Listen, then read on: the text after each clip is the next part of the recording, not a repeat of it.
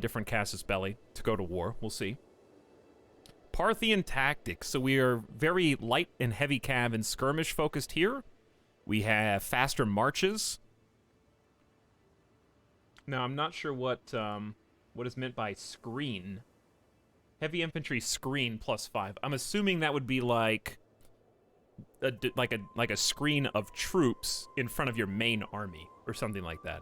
Something that will help you look maybe like a scouting type of party. Yeah, I know you can hover the tooltip, but it disappeared the first couple times I looked. I'll try again. A defeated army reduces the amount of casualties they take in the aftermath of a battle by their army's combined screen value. So basically, if you're a loser, you lose fewer troops, perhaps. There you go. Tooltips in my tooltips. If you hover over for a few seconds, it locks. There you go. So if you do it too quick, see, it disappears. But if you hover over it for just a couple seconds... Oh, it has like a border when it's locked in. I could probably change that timing in the settings if I wanted. Naval speed and siege weapon effectiveness. So there's no boats in Crusader Kings 3, right? But these are all good. These are all good to start out with. All right, well, we're not going to look at the other ones until we need to, so I don't overwhelm myself and you. So we don't have a lifestyle chosen. I think I'm just going to start with Martial.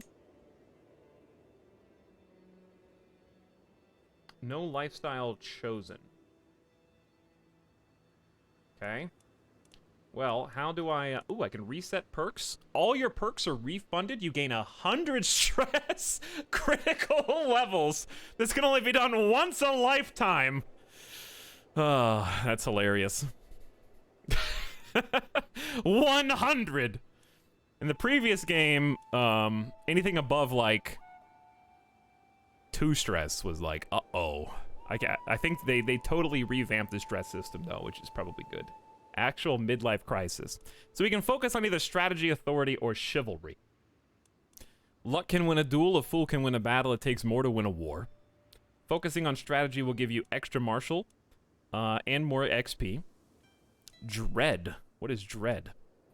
Rulers increase dread by performing cruel and heinous acts such as torturing and executing prisoners. Dread is a measure of how feared a ruler is. Dread makes it viable to play as a tyrant because unruly vassals can become intimidated or terrified, making them too scared to oppose you. Oh, so it's chat. A character's dread can range from 0 to 100. Over time, their dread will tend toward their natural dread, defined by their personality traits. You have a natural dread. What's my natural dread 0 to 100? I have to say it's pretty close to like 8. Because you guys are extremely unruly, and I think if you actually feared me, 3. Okay, so closer to a 3 than an 8. Well, if you just loop the 3s around, you make an 8, so it's pretty close.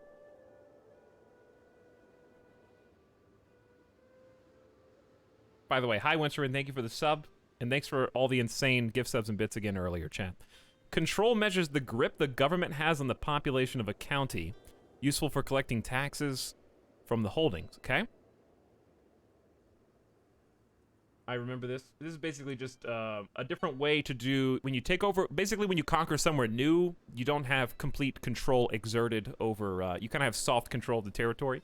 So it takes a while for you to come to grips with taxing the population and obviously preventing further uprising. So, authority or chivalry, which is just prowess, personal combat. This is going to be good if we're going to lead an army. Attraction opinion. This is good if we want to find a spouse. So I'm leaning towards chivalry right now. And we also have battle advantage. Makes one side do more damage. Okay, that's easy enough to remember. The more your advantage, the more damage your soldiers will do. Battles often start with one side having more advantage based on terrain or the martial skill of the commander. Either side may then gain additional advantage from commander rolls. Yeah, let's go chivalry. Can only be changed once every 5 years, because we're probably going to be leading our army. We probably won't have many generals to choose from. We need to find a spouse, and advantage seems good. So let's lock that in. You are not married! Oh, I know. The best knight in the realm. Good evening, Nom Nom. This is the very beginning. You're here just in time. Choose someone. Okay, well, it's gonna have to be someone that wants to marry us, obviously. Let's go ahead and open the filters, and let me explore this. Maximum age, 25. Because I have to, listen, it's nothing personal, chat, okay? But I need to have a baby. Otherwise, this game is gonna be a very short one. So, needs to be under 25. Age, you can do age difference sorting now. All. Actually, wrong. 10. Because adults in this time are 16. So we're doing anything that we... Obviously, 15 would not... We can't marry a baby, okay? You could get betrothed and wait 50 years. You could. But that probably would not be wise. This new marrying menu is 1,000 times better than CK2. It is, yes. Adult, yes. Fertility. Wait, how do I know whether someone's capable of bearing children just implicitly? Chad, do you guys have your fertility card?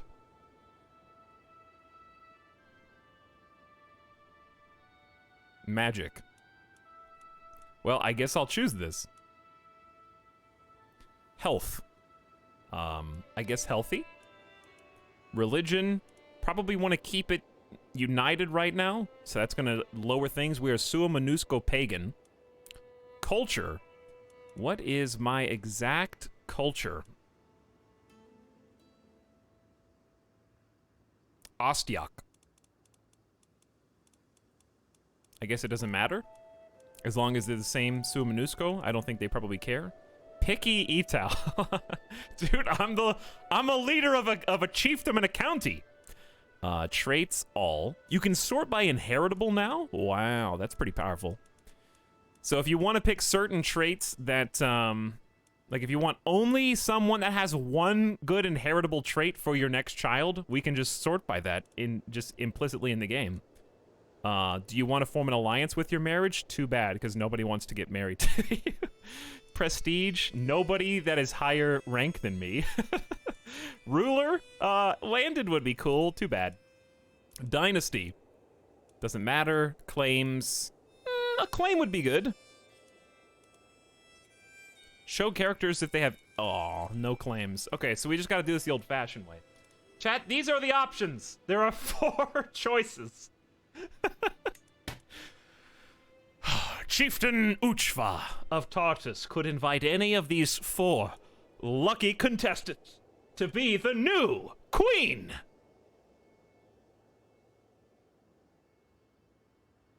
Of future Siberia.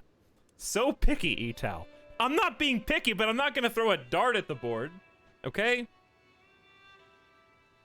Some of you guys out there like, oh, you're so picky. Yeah, well, why don't you show me your Tinder profile, because I bet you accept 75% of every single person's picture that flashes on your screen, okay? How many of them respond to you? I am trying to make sure that I only select people who are potentially open to this position of queen.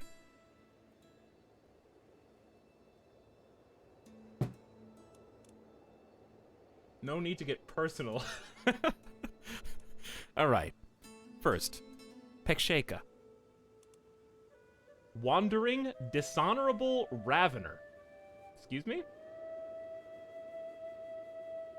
Peksheka will act against you and others according to her personality, which is primarily determined by her personality traits. So, sorry, what are you? Fickle, greedy, and lazy. Contestant number 1. Doesn't have maybe the best potential here at 25 years old. Fickle. Changes her mind more often than not, making her hard to predict. Here's what I'm gonna do. I'm gonna move so you guys can see this better. How about, like, right there? Is that good? That good? Okay. Perfect. That's better. Greedy. Peksheka keeps a tight grip on her purse and is always looking for ways to engorge it. And then lazy, which is a negative debuff to every single stat -1. The easiest road in life is that most taken.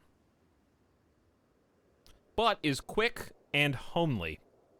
Not pleasant to look at.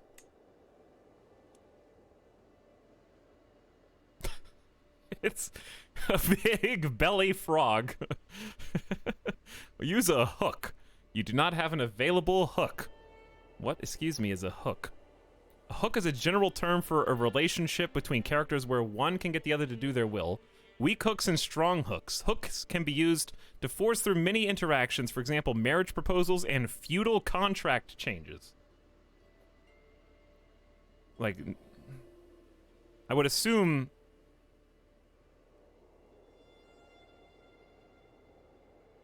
I assume that's not blackmail. It sounds like blackmail, but it sounds like a favor.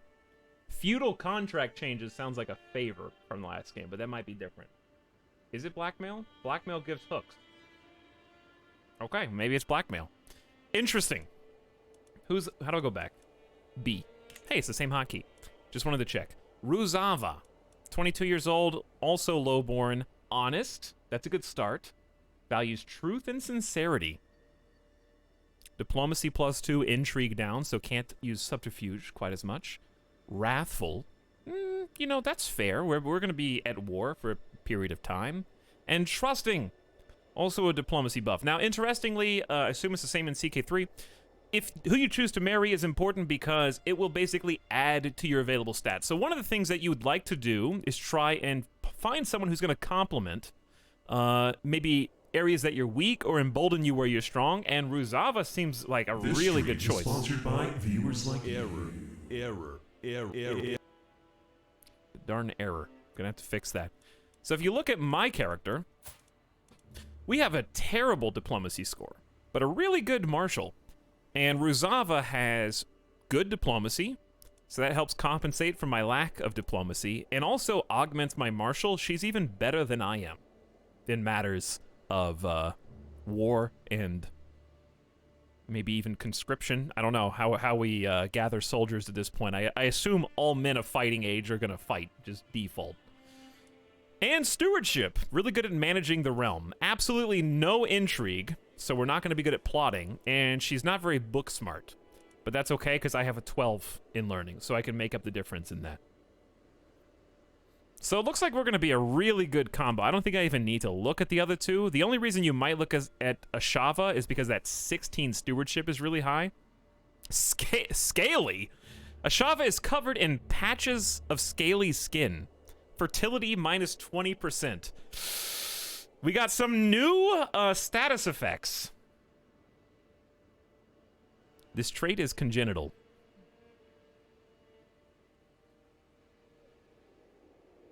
You don't want that, chat. You don't want your children to inherit the scales. Probably. Can I become the mother of dragons? I love all these new perks. Okay. But yeah, you might want to pick these people for their 16 stewardship. However, we're going to go Rusava, who, I didn't even notice this, is also comely. Pleasant to look at, and also this trait can be passed on. She's attractive. Our children are going to be attractive, hopefully. It might get inherited.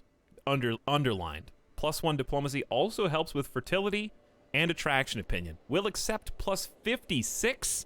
So this is basically their chance to accept. In the past, positive was a guarantee. I'm not sure if it will be so here or not. We'll find out.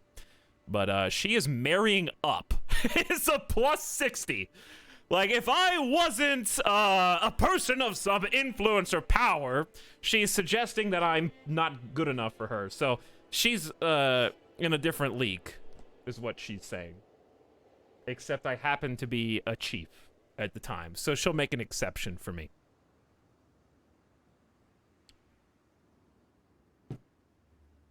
She is getting 600 prestige. Yeah. A character's fame and social standing. I don't think I have any better choices. I lose 100 because she's unlanded. So here's my prestige up here at the top, 450. I am apparently already established.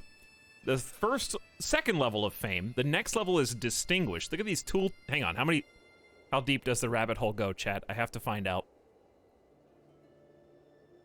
Oh, hang on. This is important. Someone's got to do it. It may as well be me. This stream is sponsored by viewers like Error.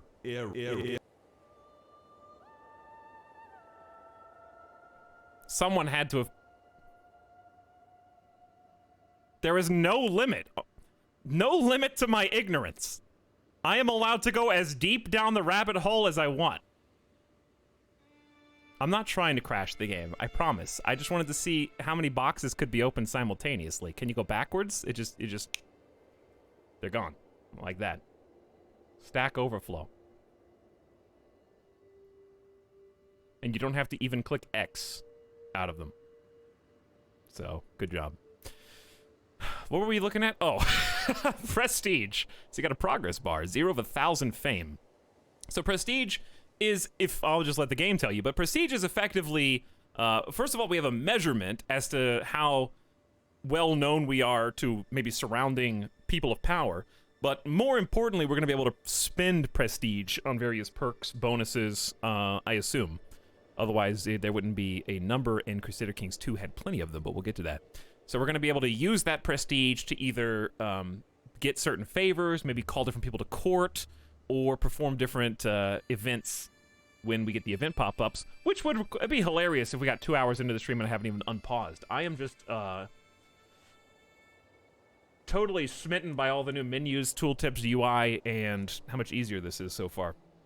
We can also see that her opinion of me is +13. You can see why. She's compassionate. She likes my chivalry focus. There you go. So that choice is already having some repercussions right now. Communal identity is her... It's +10, because we're both Uchva, I think. Same faith opinion of you. +10. So I assume she... Yeah, because we limited that, I think. Yep, she's Suamanusko as well. Okay, send the proposal. So we'll get an answer soon. And then we have 3 issues. So we got a new issues tab. Suggestions. Fabricated claim. Take concubine. Declare wars. Ooh, it tells you who you have a casus belli for now? I got so used to CK2, I'm having trouble adapting. Do we plan to unpause tonight? You would be surprised how many things you can do in Crusader Kings without unpausing. You can do quite a bit. And we haven't even opened all the tabs yet. But this seems really good. So I don't have to click on 17 different realms to find out who I have a casus belli on. They're just baked in. You are currently under the seemly number of concubines for someone of your rank. Take more concubines to negate the prestige penalty you are currently suffering. Chat, I don't have enough concubines, is what my fellow pagans think of me right now. But actually, joking aside, that's really smart because I don't have an heir. If someone assassinates me with my 2 intrigue level have an ass, then I die and the game is over. Nobody inherits my stuff. It just goes to someone, whoever the next closest ruler is, or maybe it just becomes no man's land for somebody else to come take. If you have concubines as a pagan, you have that many more chances to have heirs. It's simple math. And thus, not lose the game, if you want to gamify it. Etalyx, I'm new to the game, can't decide what things should I do, any goal. What I do is, I look at what character I'm playing and think what they would want to do. Is my character greedy? Try to amass more wealth. Is my character brave? Put them as the general of one of my forces and then send them on to the front lines and go to war. Is my character shy? Then pick choices that make them more reclusive. So basically, I look and see what my character has. here, and like my character is cynical but compassionate and lustful. So even though he trusts the self-interest, Uchva trusts the self-interest of others above all else. That might affect my choices. Compassionate, merciful, and sympathetic. That's going to dictate how I treat maybe prisoners of war or people who betray me. Lustful. That encourages me to do what the game says and take more concubines. Brilliant strategist and an organizer, so we're going to be going to war soon. And on top of that, if you want to amass territories, you can work towards certain titles, or you could just let some events happen and then respond to those. Or you could become a vassal of another kingdom and just follow what they tell you to do. If you don't like making your own decisions, there are people in the game who will make decisions for you. The campaign will end in like in the 1450s, which is a really long time in Crusader Kings. So you've got plenty of time to figure out what you need. Whew, all right. So let's start here. Take concubine. We're gonna do basically the same thing. I don't believe concubines add to your actual stats, but it's still important to choose. So this is gonna be a lot easier. Now, one thing that this is a different screen, so I'm curious if it'll remember my filters next time I open the Find Concubine screen in particular. Okay, let's just do max age, all. Age difference, 10. Adult, yes. Fertility, yes. Health, religion, culture. This is still super easy, and it's much more responsive. There were a lot of hiccups whenever using CK2 menus. This is pretty instantaneous.